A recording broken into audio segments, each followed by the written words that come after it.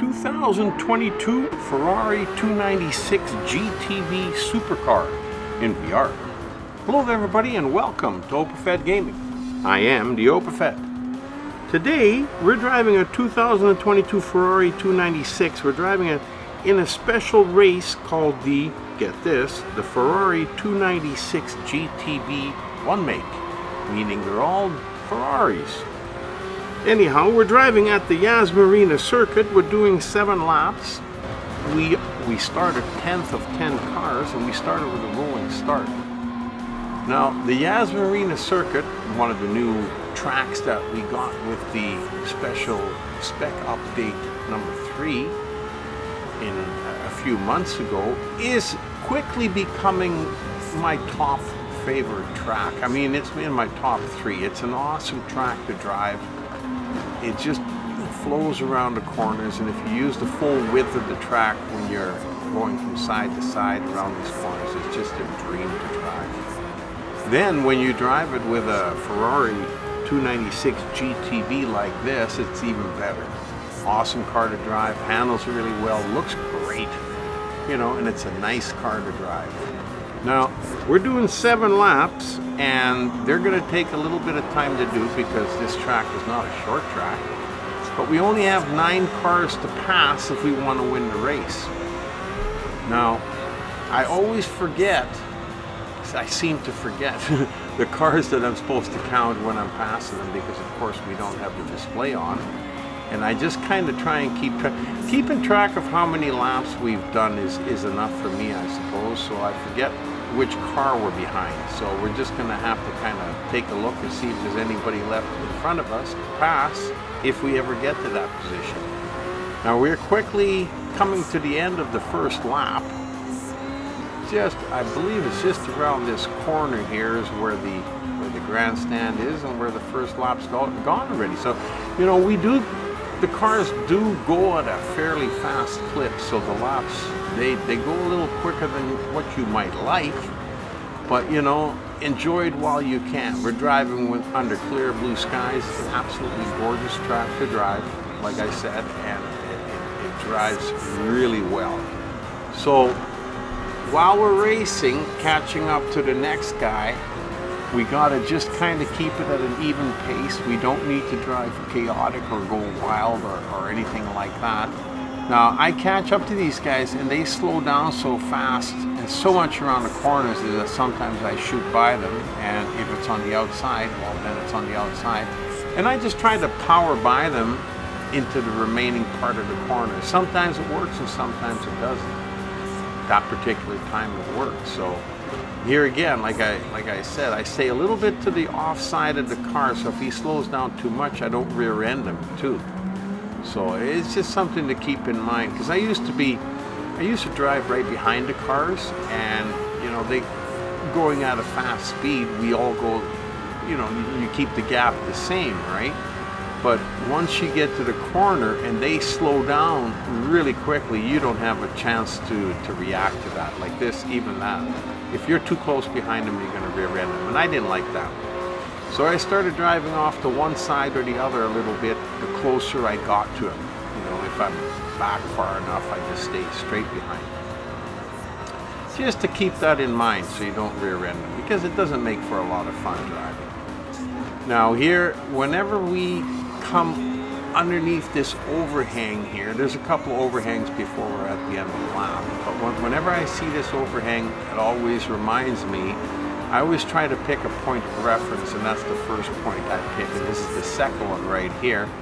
And then the pit stop is on your right hand side coming up here around this corner right here, and that's also where the lap ends. So it's just, I like to make a point of reference just for practice, because you never know whether the next time that you're driving on the Yas Marina Circuit that you're going to need to go in for fuel halfway through your race. So it's just good to know where the entrance is and the exit, which is just up ahead here on the left hand side. Yeah, the pit goes underneath the track from the right to the left, and then you come out over there and you can just let her go because you got a sweeping curve, which is nice. You know, you don't have to worry about running into something or a corner right away when you come out of the pit stop. So I always like to keep an eye on things like that, regardless of whether you got to go in or not. It's nice to know where it is.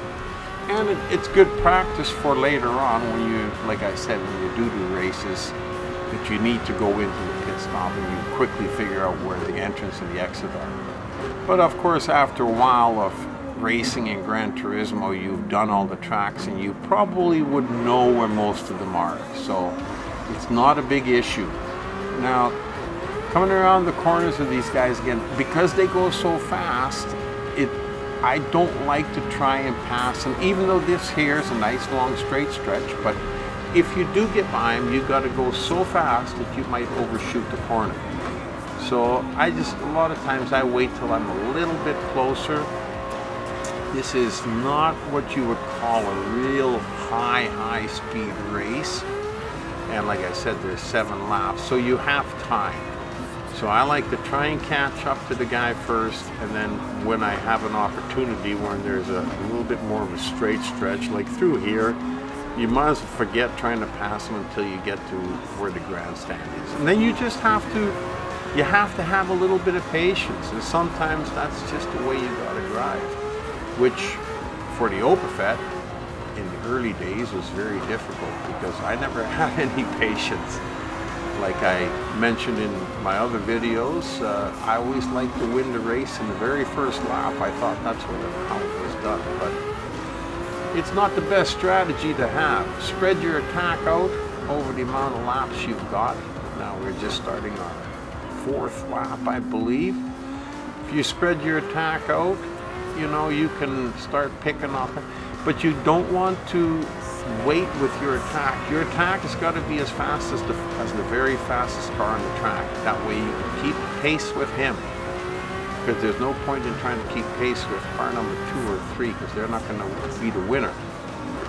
So if you keep pace with the number 1 car and pass cars accordingly, then you should be able to battle for the number 1 spot in the last lap or 2. That's the thought process. Anyhow, I don't know if it always works or not.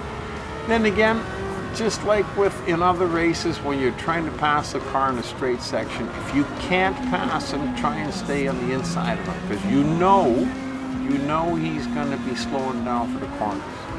And when he slows down for the corners, you keep the throttle down just a second or 2 longer, you shoot by him, and then you brake for the corner. And that's the way I found is a real easy way to pass in certain races. It doesn't always work, because a lot of times they won't drive on that track where you hope that they will drive, so you can cut them on the inside. Sometimes they get in your way, they try to block you out. Now that's not always successful with the Opafet, although it does work. It does work. It does have a very positive outcome too sometimes for the people that are blocking you out, because they're blocking you out and the cars in front of them are getting away. And then once you finally get past the blocked cars, you don't have enough time to catch up to the other ones. So don't stay behind cars that are blocking you out for too long. Now we are just finishing our 4th lap and starting our 5th, so we got 5, 6, 7. I don't see any cars in front of us, and I'm wondering if we have passed all the cars and if we're in the lead. And that's the one downfall of driving with no display on, because we're driving in VR, and I kind of like not having a display. It just feels a little bit more immersive, feels a little bit more realistic. So I turn it off. But by turning it off, you don't know what lap you're in unless you're counting. Like I said, I always try to count at least the laps, but I didn't count cars. So we don't know if there's any more cars in front of us or not. Now, I'm thinking that we're in front, because we passed quite a few cars and we did quite well, and the other cars were driving pretty slow, which I don't understand. They're all Ferraris and they're all pretty much the same. So anyhow, the Opafet got in front of all of them. So we're just going to keep ripping until we see the checkered flag, because like I said, we might still have a competitor in front of us.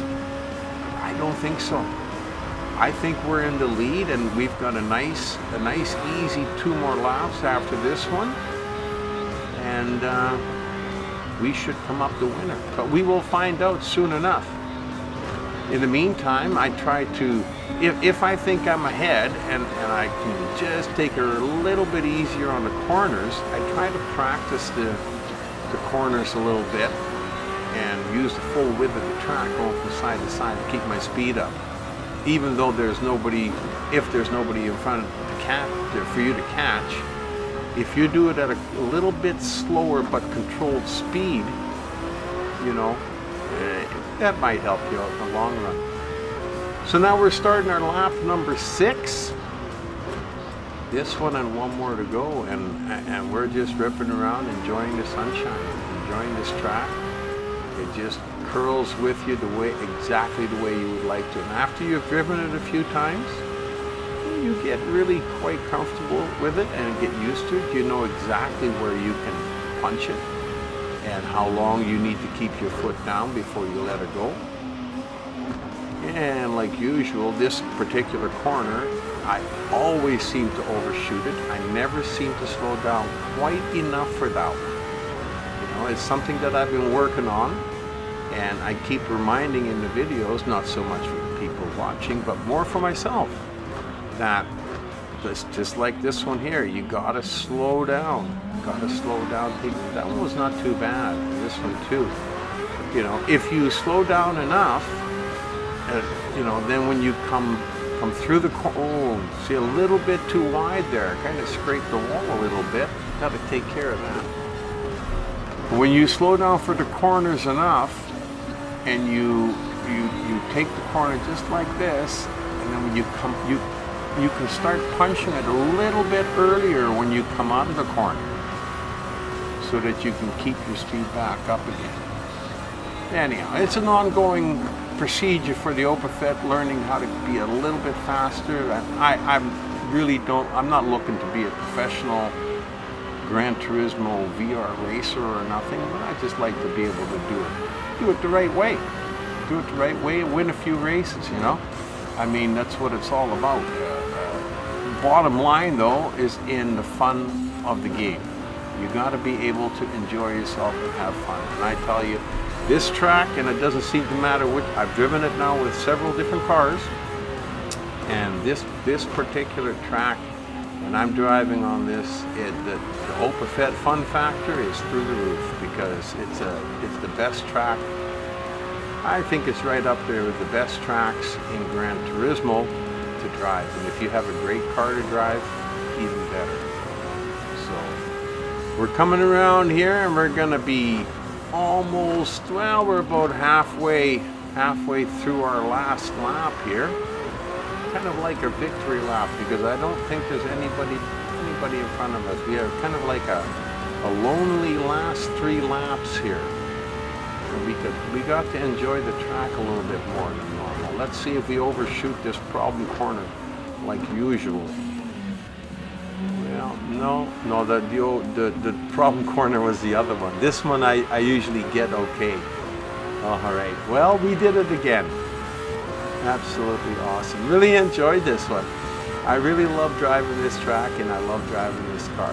I hope you enjoyed the video, and if you came to watch the video and get a few tips and tricks, great. If you came just to watch it, that's great too. We'd like to have as many people watch these videos as possible, and if you enjoy it, share it with your friends. Anyhow, I'd love to see you back at Opafet Gaming again real soon, and until then, we've been driving a 2022 Ferrari 296 GTB Supercar at the Yas Marina Circuit, one of my favorites.